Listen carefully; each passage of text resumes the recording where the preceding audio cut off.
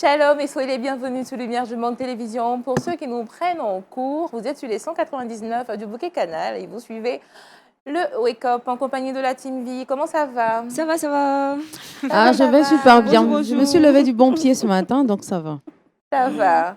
Et on revient justement à vos programmes. On va présenter nos invités. Shalom, Madame Isaora. Shalom à vous. Vous êtes de la communauté REMA. L'ONG REMAR, exactement.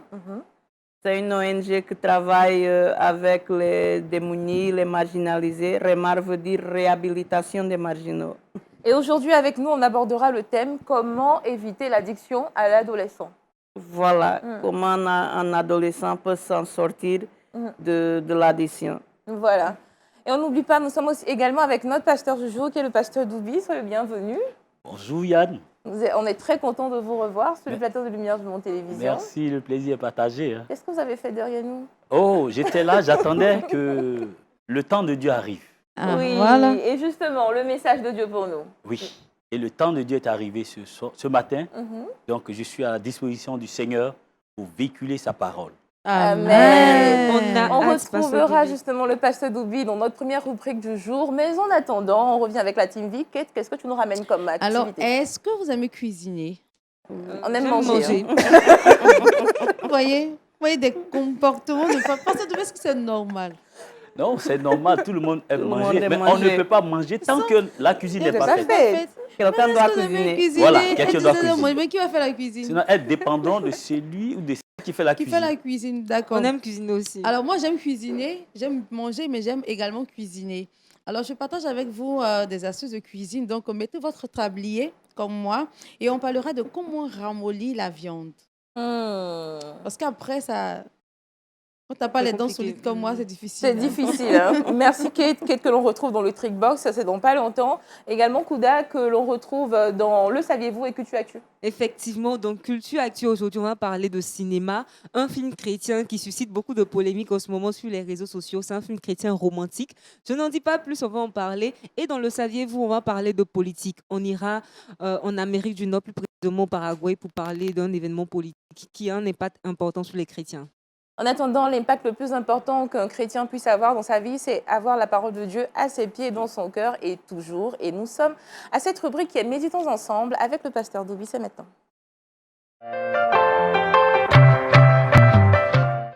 Alors, pasteur, la parole de Dieu pour nous ce matin. Oui, bonjour, chers téléspectateurs de LMTV. Que Dieu vous bénisse dans le nom précieux de notre Seigneur Jésus. Amen. Alors, ce matin, notre méditation est tirée du livre de Ecclésiaste, chapitre 3, à partir du verset 1er.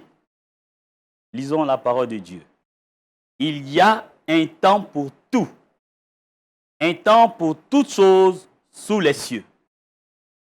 Je reprends. Il y a un temps pour tout, un temps pour toutes choses sous les cieux. Alors, chers frères et sœurs, chers amis, vous savez que chaque chose a un temps sur cette terre. Il y a un temps pour s'aimer le riz, il y a un temps pour moissonner le riz. Il y a un temps pour aller à l'école, il y a un temps pour passer des examens, il y a un temps pour avoir les résultats. Donc, chaque temps est fixé. Quand ce n'est pas le temps de s'aimer, le riz que tu vas s'aimer, tu l'auras sémé dans le vent. Quand il n'est pas temps d'aller à l'école, que tu vas t'inscrire, on te dira que la rentrée n'a pas encore commencé. Donc, la vie est marquée par le temps. Et donc, pour réussir sur cette terre, il faut être dans le temps. Pour celui qui va avoir une bonne récolte, il faut connaître le temps. Il faut connaître la saison pluvieuse, surtout en Côte d'Ivoire. Nous avons 2 saisons, la saison sèche et la saison pluvieuse. Donc, pour s'aimer au bon moment, il faut savoir que tu es dans la période de la saison pluvieuse, afin que ta récolte, tu aies une bonne récolte. Alors, vous savez que pour réussir dans la vie, cela ne dépend pas forcément de celui qui est intelligent. Cela ne dépend pas de ceux qui travaillent à longueur de journée. Forcément, c'est vrai, on a besoin de travailler. On a besoin d'être intelligent. Mais la réussite ne dépend pas toujours de l'homme. Oui. Cela dépend de Dieu, qui est le maître des temps et des circonstances. Il est bien de connaître celui qui est le maître des temps et des circonstances. Beaucoup d'hommes ont échoué dans leur entreprise. Ils ont échoué dans leur projet parce qu'ils n'ont pas connu le temps. Des femmes se sont mariées sans connaître le temps. Des gens se sont engagés dans leur projet sans connaître le temps. Ils ont effectué des voyages sans connaître le temps. Et aujourd'hui, ils regrettent.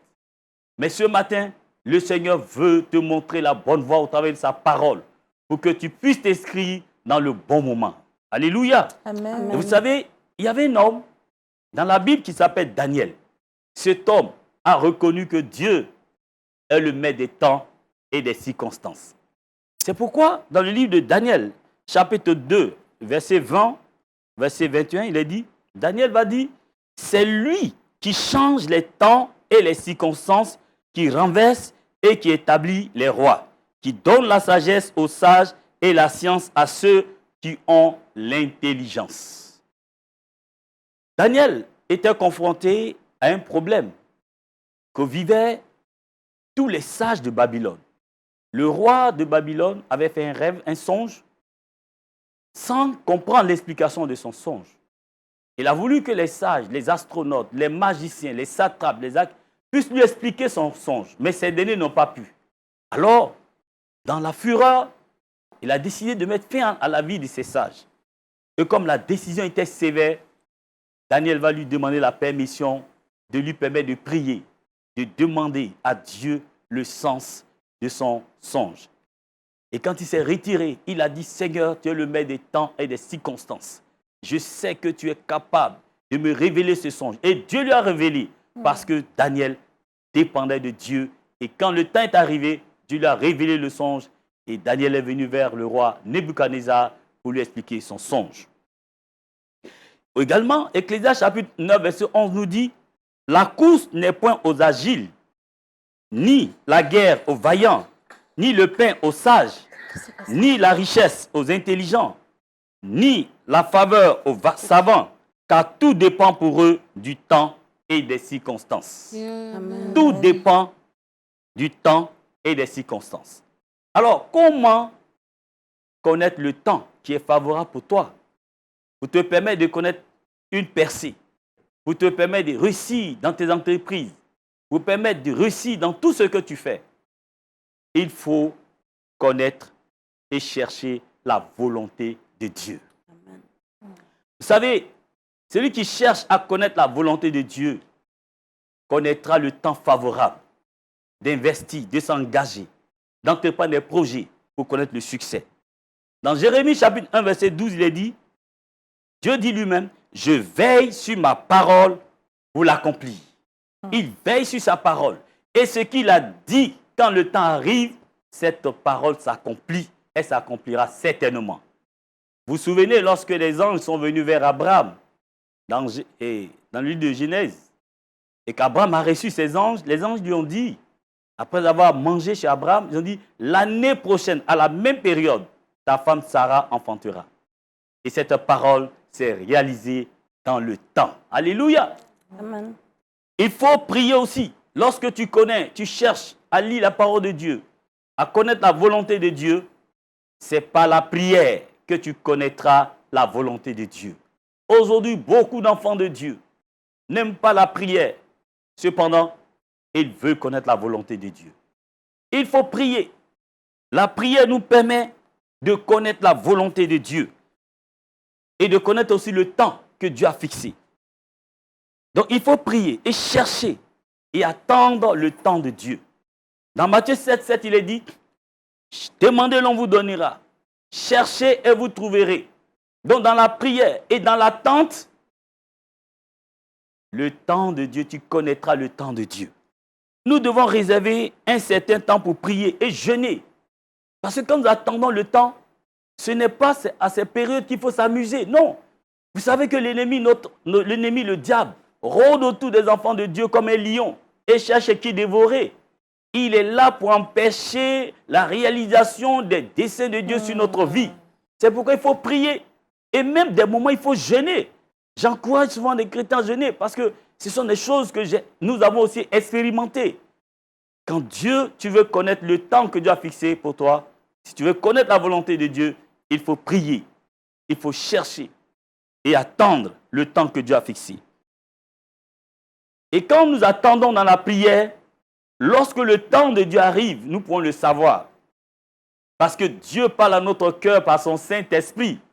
Et quand le temps de Dieu est proche, l'anxiété, la peur et l'inquiétude commencent à disparaître de notre cœur. C'est en ce moment que nous réalisons que le temps de Dieu est proche. Et la paix remplira notre cœur. Et en même temps, il y aura une conviction brûlante dans notre cœur que le Saint-Esprit mettra dans notre cœur. Il te dira, le temps est prêt, le temps est arrivé. Parce que Dieu, c'est lui qui dirige. Il dirige le temps et les circonstances. Ensuite, lorsque nous savons que le temps est arrivé, nous devons donc commencer. Nous devons nous engager. Si tu étais dans un projet, il faut planifier et t'engager par la foi. Parce que le succès t'accompagne, car Dieu est avec toi dans ce que tu fais. Lorsque tu cherches le temps que Dieu a fixé pour toi, il faut chercher la volonté de Dieu. La volonté de Dieu, c'est tout dans sa parole. Il faut lire sa parole. Et lorsque tu lis sa parole, il faut prier et attendre le temps de Dieu. Dans la prière, on attend toujours. On ne prie pas dans l'impatience, mais on prie en attendant le temps que Dieu a fixé. Car beaucoup de personnes, beaucoup de jeunes filles se sont précipitées dans la prière en allant avant le temps de Dieu. Dieu parle. Car s'il a créé l'homme et que l'homme arrive à parler, c'est que Dieu parle. Il parle à nos cœurs et nous entendons sa voix. C'est pourquoi il faut souvent prendre du temps dans le silence, dans le calme, t'éloigner du bruit et tu entendras la voix de Dieu. Et te dira, va. Il te dira, ce n'est pas le temps. Il te dira, c'est le temps. Je suis avec toi. Alléluia. Amen. Nous devons fixer alors des objectifs clairs. Quand le temps de Dieu arrive, quand nous sommes convaincus que c'est le temps, c'est notre temps favorable, c'est notre saison, fais une planification. Parce que celui qui va s'aimer pendant l'hiver, mais tout sa semence sera congelée. On ne sème pas pendant l'hiver. Donc quand tu es dans la bonne période, c'est ce que souvent certains appellent c'est ma saison. C'est ma saison. Mais on ne dit pas c'est ma saison parce qu'il faut le dire. Parce que nous voyons aujourd'hui sur les chaînes de télévision, sur les réseaux sociaux, quand les évangiles prêchent, quand les pasteurs prêchent, tout le monde dit c'est ma saison. Parce que l'autre s'est engagé, moi aussi je m'engage. C'est la saison des mariages. Marions-nous. C'est la saison des voyages. Voyageons. Non. Est-ce ta saison? Est-ce ton temps? Cherche la volonté de Dieu. Prie et attends. Et cette volonté de Dieu, tu le sauras par la paix que Dieu mettra dans ton cœur. La peur s'enfuira de ton cœur. L'inquiétude s'enfuira de ton cœur. Et tu auras la certitude que le temps de Dieu est arrivé. Et quand tu t'engageras, tu connaîtras du succès. Que Dieu vous bénisse au nom de Jésus. Amen. Amen, amen, amen, pasteur, amen. Amen. Amen. Pasteur, quand on parle de temps, ça fait intervenir la patience. Bien Et sûr. la patience qui est, j'ai envie de dire, l'un des premiers traits de l'amour, est-ce parce que l'homme, même dans sa nature, n'est pas doté de cette qualité? Donc, comment justement comprendre cette répartie que Dieu fait de nos vies en disant il y a un temps pour tout, il y a un temps pour cela? Comment faire face à tout ça? Oui, l'homme, depuis que l'homme a connu le péché dans le jardin d'Éden, il a perdu les qualités, les caractères que Dieu lui a donné, la patience, le fruit de l'esprit. Donc l'homme, de nature charnelle, il est impatient. Voilà. L'homme est très impatient. Une fois dans ma classe, j'ai demandé à mes étudiants, est-ce que vous pouvez être patient? Non, parce que moi, j'aime en même temps. En même temps est mieux. C'est-à-dire, attendre, c'est difficile. La nature même ne peut pas attendre. C'est ce qui fait qu'on fait souvent des erreurs. Donc, comme tu l'as dit, la patience, c'est le fruit du Saint-Esprit. Galates 5, verset 22. Comprenez? Donc, il faut attendre, prier. Et quand le temps de Dieu arrive, tu as la joie, la paix. Amen. Voilà. Amen. Notre invité du jour, vous, comment vous trouvez cet échange justement du pasteur Doubi, cet enseignement? Je pense personnellement que pour connaître le temps, il faut que nous soyons vraiment en communion avec l'Esprit Saint. C'est l'Esprit Saint qui nous donne la conviction. J'ai l'impression que l'Esprit Saint, c'est comme le feu tricolore dans notre vie. Souvent, il allume rouge, il te dit arrête. Souvent, il allume vert, il te dit vas-y. Donc, en priant, en jeûnant, précisément, nous avons cette communion avec l'Esprit Saint. Et l'Esprit va nous dire, vas-y, fonce, ou bien arrête-toi et attends. C'est l'Esprit de Dieu seul qui peut être ce signal dans notre vie d'aller ou bien d'attendre. Il faut reconnaître la différence entre le moment de foncer et le moment de patienter. C'est surtout ça. C'est vraiment l'enseignement que le pasteur Doubié a essayé de partager avec nous. Mais pasteur, si vous n'avez pas de questions, oui, une question? Moi, ce que je peux dire, c'est que dans la patience aussi, il y a le brisement. Parce que très souvent, c'est dans la patience, c'est dans cette période-là que le Seigneur va nous briser, va nous former. Donc, même si ça fait mal, on doit accepter. C'est inévitable, en fait. Pasteur, est-ce qu'il y a des stratégies, il y a des techniques pour savoir qu'on est dans la bonne saison, c'est la bonne période? Ce que je disais, comme le Saint-Esprit est notre baromètre, c'est comme notre tableau de bord. Dans l'avion, quand le kérosène commence à manquer, sur le tableau de bord, il y a un signal. Donc l'Esprit de Dieu te dit que c'est ton temps, c'est ta saison. Tu as la paix. Supposons pour une jeune fille qui a l'âge de se marier et qui est en train de prier, Seigneur, souviens-toi de moi. Plusieurs personnes viendront vers elle. Il faut Parce que quand ils ne viennent pas, excusez-moi de vous couper, quand ils ne viennent pas, est-ce que ça veut dire que ce n'est pas ta saison? Non. Bon, pas forcément, mais quand ces personnes ne viennent pas, la Bible, dans Romains 8, 28, toutes choses concourent au bien de ceux qui aiment Dieu. Donc, si les gens ne viennent pas, c'est en ta faveur, parce que tu es en communion avec Dieu et tu sais que quand ta saison arrive, Dieu déchaînera la personne qui est faite pour toi, elle viendra vers toi. Et Dieu te donne la capacité de reconnaître cette personne. Voilà. Amen. C'est vraiment pas facile en tant que simple humain, si nous ne sommes pas dotés justement ou accompagnés par l'Esprit de Dieu, on sera impatient et on ne pourra pas profiter justement de tout ce que Dieu a prévu selon le temps de chaque bénédiction. Et pasteur, je vais vous demander de prier pour le peuple de Dieu également, pour que nous puissions profiter de cette parole, afin qu'elle puisse porter son fruit, que nous soyons dotés de patience et mieux comprendre justement la volonté de Dieu pour nous. Prions ensemble le Seigneur. Nous te bénissons, notre Dieu, parce que tu es le maître des temps et des circonstances. C'est toi qui élèves et c'est toi qui rabaisses. Tu as dit un temps pour chaque chose sous ce cieux. Un temps pour s'aimer, un temps pour moissonner. Un temps pour planter, un temps pour arracher. Et pour le savoir, nous devons lire ta parole, connaître ta volonté, afin que quand le temps arrive, l'Esprit de Dieu puisse, Seigneur, nous donner ce signal pour que nous puissions nous engager. Je prie, Seigneur, pour ce frère, cette sœur qui m'écoute, qui, Seigneur, certainement s'est égaré, en prenant une décision sans attendre le temps de Dieu. Seigneur, essuie ses larmes et relève cette sœur, relève ce frère, au nom puissant de Jésus. Je prie pour celui qui attend. Seigneur, donne-lui d'être doté, d'avoir, Seigneur, le fruit de l'Esprit de Dieu, la patience, et d'attendre que ton temps arrive, afin que ce dernier rentre dans sa bénédiction. Merci pour ta parole qui est plantée dans les cœurs, qui accomplit son œuvre. Au nom de Jésus, j'ai prié. Amen. Amen. Alors, vous suivez le Wake Up avec la Team Vie. Nous passons à notre deuxième rubrique, qui est bien entendu le défi biblique avec notre invitée du jour, Madame Isaora. Aujourd'hui, dans le défi biblique, le personnage est Pierre. Oui. Alors, que doit-on savoir de vous, de Pierre? Bon, Pierre, c'est un personnage biblique qui me touche par sa spontanéité.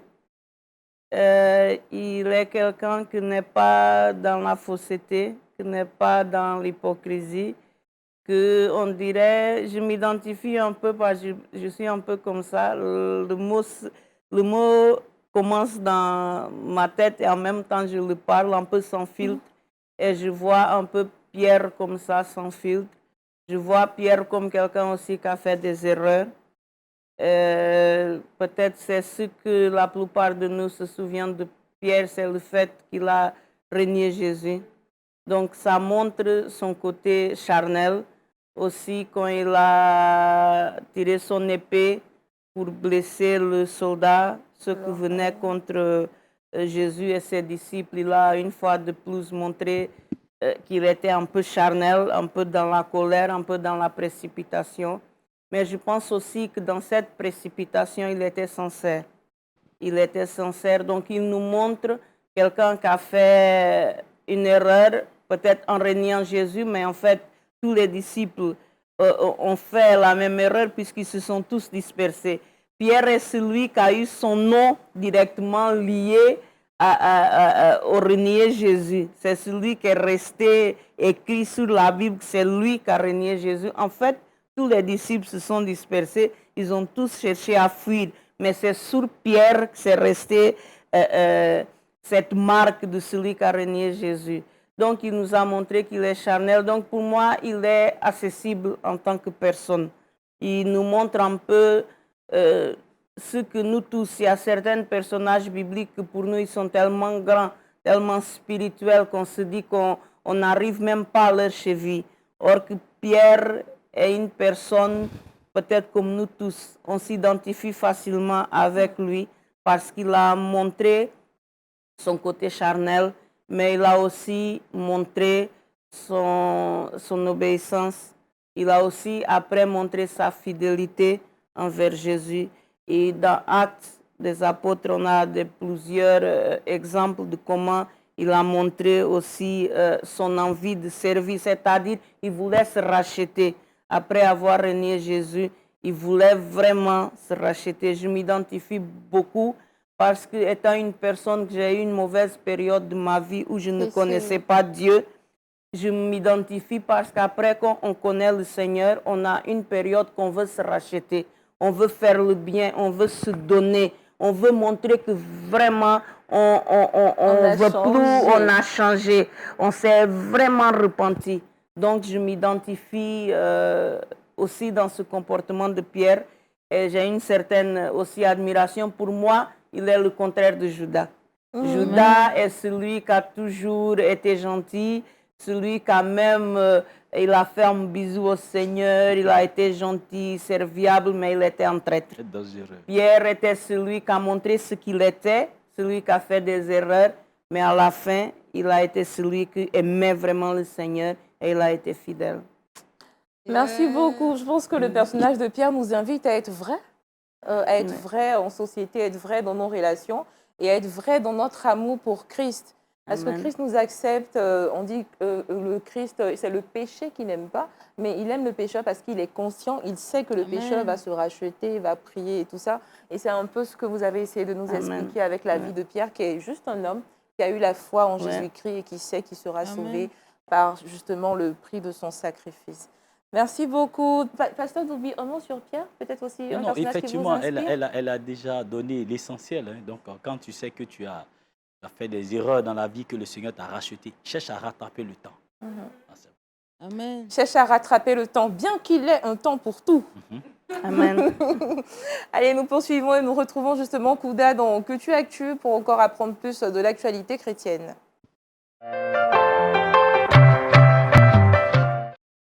Alors Kouda, qu'est-ce que tu nous apprends aujourd'hui? Oui, c'est le temps de parler d'actualité chrétienne. Et là, on va aux États-Unis, ou du moins, on s'en va dans le monde du cinéma pour parler d'un film chrétien qui a suscité assez de débats sur les réseaux sociaux. Il s'agit du film chrétien romantique intitulé Prière de m'épouser. Donc, Prière de m'épouser, c'est un film qui est sorti en 2014, qui a été produit par une femme et un homme. Il s'agit de Suzette Schaeffer et Chris Aronoff. Et ce film-là aborde une thématique assez intéressante. Il s'agit d'une sœur, pas chrétienne, une jeune dame professionnellement, sa vie va bien, socialement pareil, financièrement pareil. Mais au niveau de sa vie sentimentale, il y a un souci. Elle n'arrive pas à dater les bonnes personnes, j'ai envie de dire.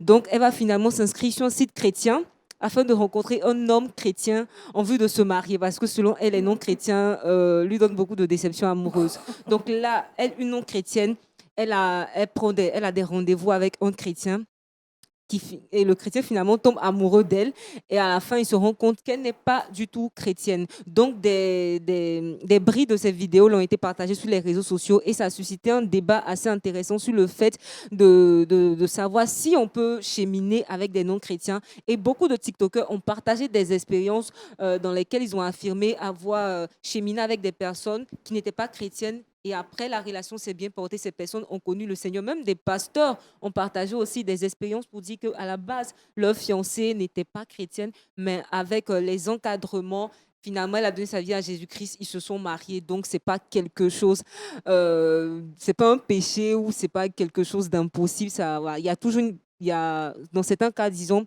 une fin heureuse. Donc, j'ai voulu partager ce sujet-là avec vous et aussi avoir votre avis sur cette thématique. Voilà. Justement, les relations, on ne peut pas dire des relations entre chrétiens et non chrétiens, c'est quand même à prendre avec beaucoup de pincettes, hein, n'est-ce pas, pasteur? Je crois qu'ici, vous avez dit que c'était quelque chose qu'il fallait vraiment éviter, mais... Non, je veux dire que dès l'instant que tu es enfant de Dieu, tu es dans la lumière, tu connais la vérité, c'est difficile de cheminer avec une personne qui est dans les ténèbres en vue de bâtir ta vie avec cette personne. Est-ce qu'un enfant, une personne adulte peut bâtir sa vie avec un enfant? Non. Et donc, cette personne est avertie. Donc, tu sais à quoi tu t'engages. Mais par contre, une personne qui ne connaît pas le Seigneur, qui peut-être s'engage avec une personne qui n'a pas une foi affermie, plus tard, les deux peuvent avoir la foi affermie et peuvent venir à Jésus. Mais toi qui connais le Seigneur et qui veux aller chercher un païen, ça, il faut t'attendre à tout. Ça, je veux dire, attends-toi à tout. Ça peut marcher comme ça ne peut pas marcher. Donc, tu t'engages à un mariage à risque. Oui. Hein? Est-ce que tu veux prendre un risque? C'est ça. Ça dépend de toi. Je crois que tout est dit, hein. Tout est dit. Kate, toi, tu es mariée avec un homme chrétien, ça se passe plutôt bien? Oui, ça va. Bon, c'est ce que le pasteur dit.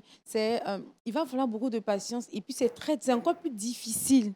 C'est-à-dire, c'est vrai qu'en couple, il y a déjà des problèmes, mais je disais à quelqu'un, c'est comme tu as déjà ton bagage sur ta tête, tu essaies de te décharger, tu vas prendre un autre bagage encore pour mettre. Imagine, tu rencontres un homme qui boit, qui est alcoolique, et toi, tu es vraiment spirituel. Ce sera difficile parce qu'il faut déjà le changer, prier pour lui. Pourtant, tu dois prier pour toi pour que ta foi soit affermie dans le Seigneur. Donc, tu vas prier pour lui d'abord, avant de venir prier pour toi. Quelqu'un disait, un mariage qui échoue, tu as 90% de perdre le salut. Voilà. Donc, il faut faire très attention. Prenons notre temps, soyons patients, et le Seigneur fera. Un temps pour tout. Merci beaucoup, Kate, pour cet avis.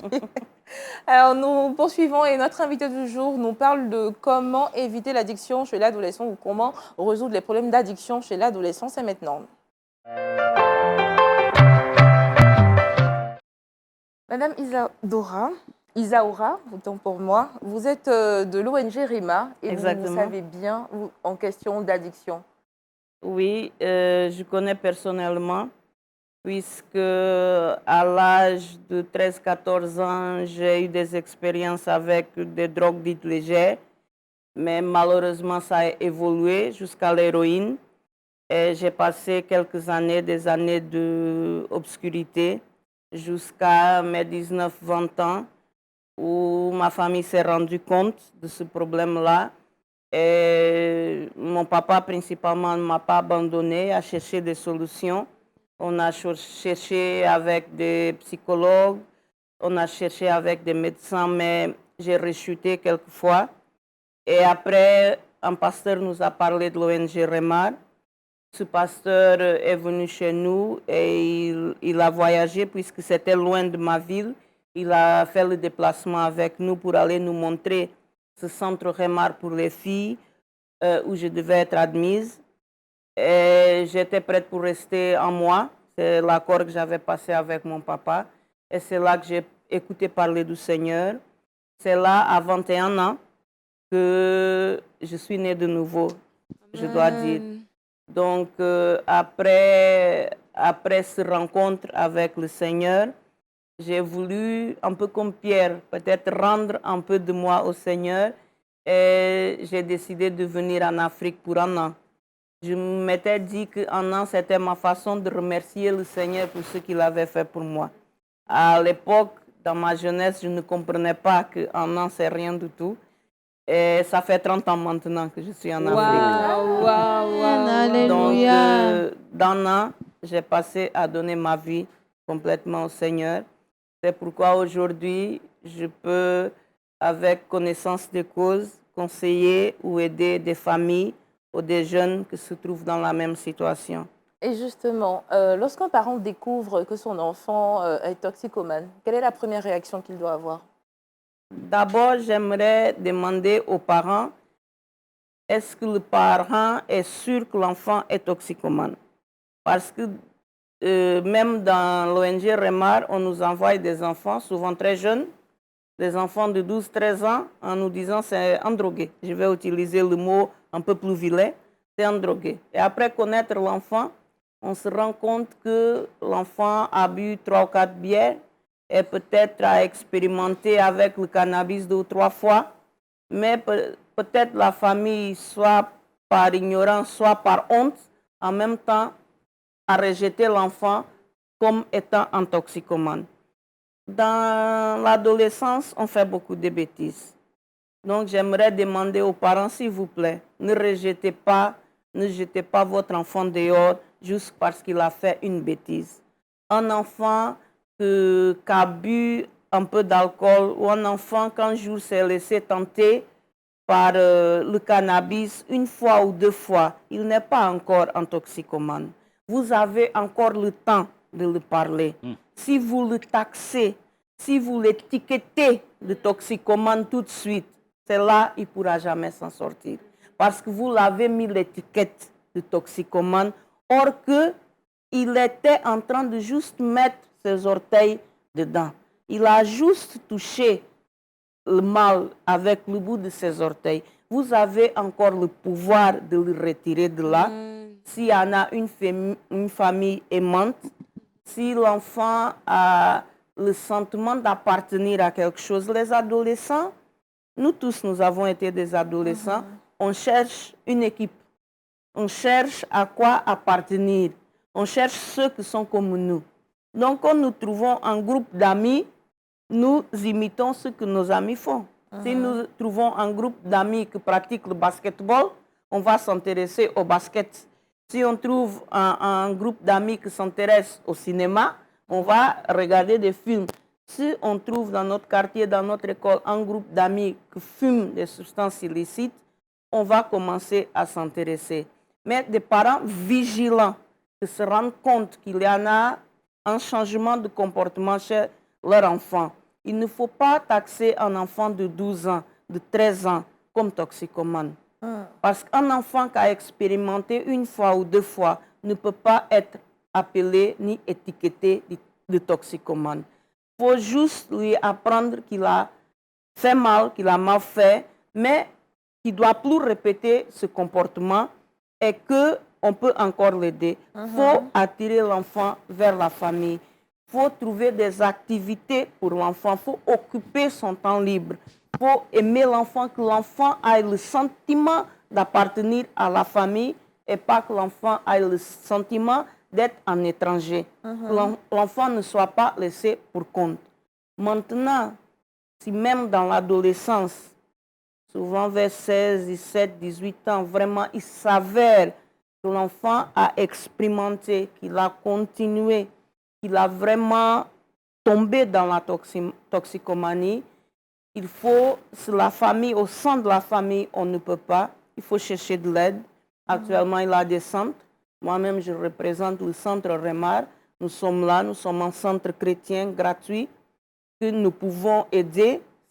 Quand la famille ne peut plus et qu'il est avéré que vraiment l'enfant a une toxicomanie, il ne faut pas avoir honte à chercher de l'aide parce que le Seigneur a fait dans ma vie, il a fait dans la vie de centaines de milliers de jeunes que je connais.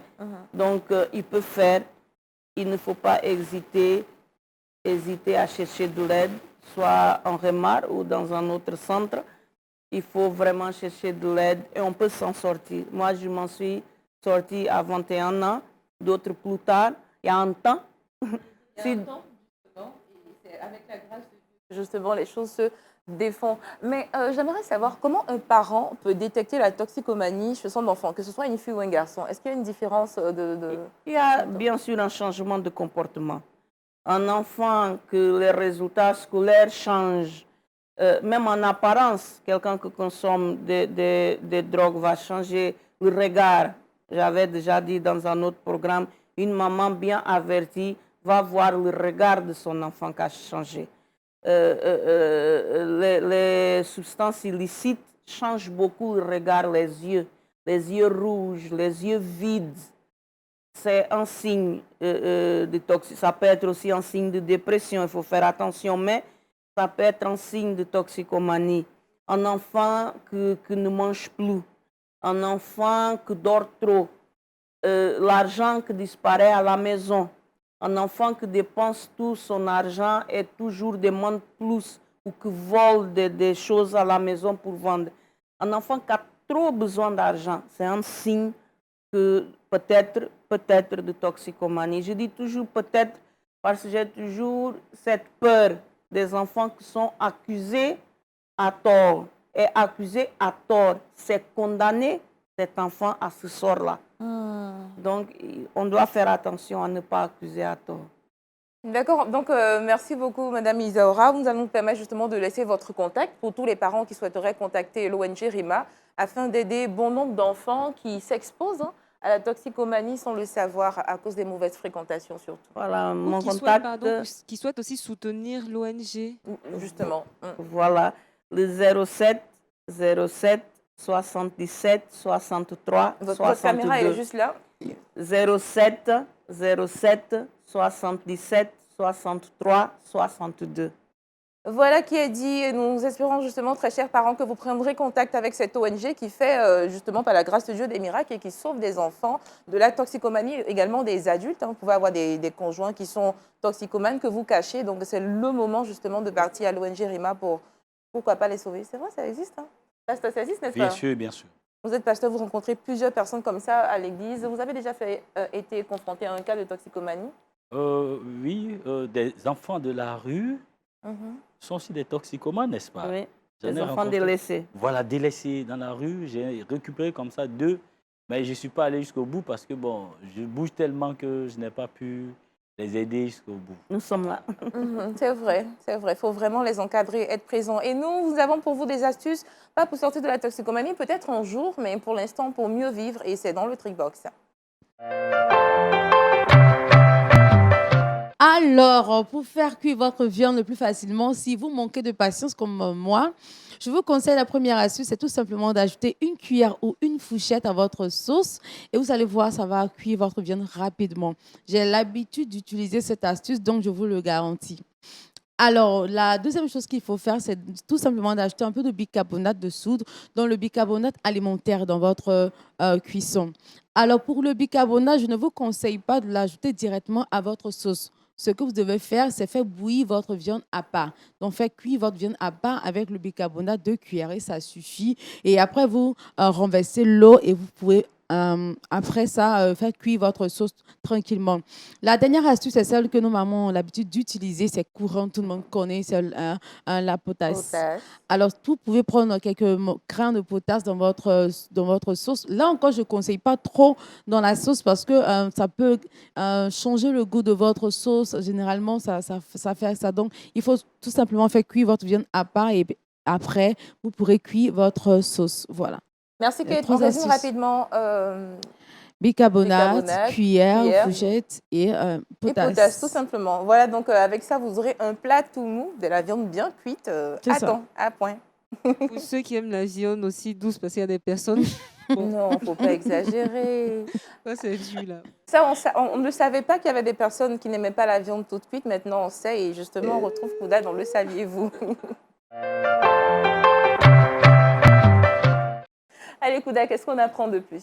Bah, dans le saviez-vous aujourd'hui, bon, je vais vous poser encore cette question. Le saviez-vous, le président du Paraguay a été élu et c'est un chrétien. Il vient au pouvoir avec vraiment des valeurs, un projet pro-vie, pro-famille et ça fait le bonheur des chrétiens dans le monde entier. Il faut dire qu'au Paraguay, actuellement, la question du genre fait vraiment débat là-bas et c'est un pasteur, bon, pas c'est un pasteur, c'est un homme du moins qui vient vraiment défendre l'identité que la Bible prône. Donc, c'est une joie pour tous les chrétiens du monde entier. Il s'appelle le pasteur Santiago Peña. Donc, il prendra fonction le 30 août. Donc, la communauté chrétienne est vraiment contente pour pour son projet qui va certainement apporter de la lumière dans son pays. Et Voilà. j'ai envie de dire, à quand le pasteur Doubi? Parce que vous avez des projets politiques. C'est pourquoi j'ai fait des études, parce que ce pays-là, nous devons diriger ce pays. Et voilà, la directrice de communication est là. Amen. Moi, je vais gérer là, comme sur les réseaux sociaux. Elle fait la stratégie. Vous voyez les générale. projets. Est-ce que vous avez consulté le Seigneur avant de déjà vous On envisager? patiente, on patiente. Non, On a le dit Seigneur qu'on a déjà, patiente. il a déjà tout pourvu. Donc, Voilà, vous savez, c'est un peu ça la Team B sur le plateau de Lumière Jugement Télévision. On partage la bonne humeur, on est humain, on est chrétien et on est plein d'amour. Et justement, vous avez la possibilité de nous soumettre vos préoccupations. C'est dans la rubrique Pasteur, je veux savoir. Et c'est le pasteur Doubi qui répondra à votre préoccupation aujourd'hui. Et la question est la suivante. Pasteur, j'ai surpris ma cheminante en train de me voler. Que dois-je faire? Waouh. Waouh. Un frère, il surprend sa future conjointe en train de le voler. C'est faux, c'est faux. c'est Alors, faux. vous savez, Dieu parle tantôt d'une manière, tantôt d'une autre. Les fiançailles ne sont pas encore les mariages. Le mariage, c'est un temps d'observation, un temps où on apprend à se connaître. Et si tu surprends ta conjointe ou ton conjoint en train de te voler, si tu penses que le vol n'est rien, que tu le maries ou tu la maries, c'est à tes risques et périls. Mais Dieu parle. En voyant ce signe, je pense que Dieu n'a pas permis que tu vois cela en vain. C'est qu'il veut te donner un message au travers de cela. C'est vrai qu'on me dit non, pardonner, il faut pardonner. Moi, je suis d'accord pour le pardon. Mais là, vous êtes en train de vous étudier avant d'arriver au mariage où vous ne pouvez plus divorcer. Donc là, il faut faire attention. Interroge cette personne que tu viens de surprendre et puis tu prendras tes décisions après avoir consulté le Seigneur dans la prière. Merci Yann. beaucoup, pasteur Doubi. C'est délicat, hein? Faites très attention, arrêtez de... C'est délicat. Allez, très chers internautes et téléspectateurs, nous avons pour vous un verset boussole pour vous aider justement à mener à bien cette marche en Christ et à voir toutes les petites clés justement des secrets de la vie. Et c'est Kate qui lit le verset boussole. Ecclésiaste 3:1, il y a un temps pour tout et un temps pour toutes choses sous les cieux. Amen. Amen. Et le temps qui nous a imparti vient de finir. C'est l'heure pour nous justement de vous dire au revoir. Merci au pasteur Doubi, merci à la Team B, merci beaucoup à la Merci représentante de à vous. l'ONG RIMA. On espère justement que plusieurs personnes vont vous contacter pour aider d'autres personnes. Voilà, Et d'ici là, portez-vous bien. N'oubliez pas, Christ vous aime. Shalom.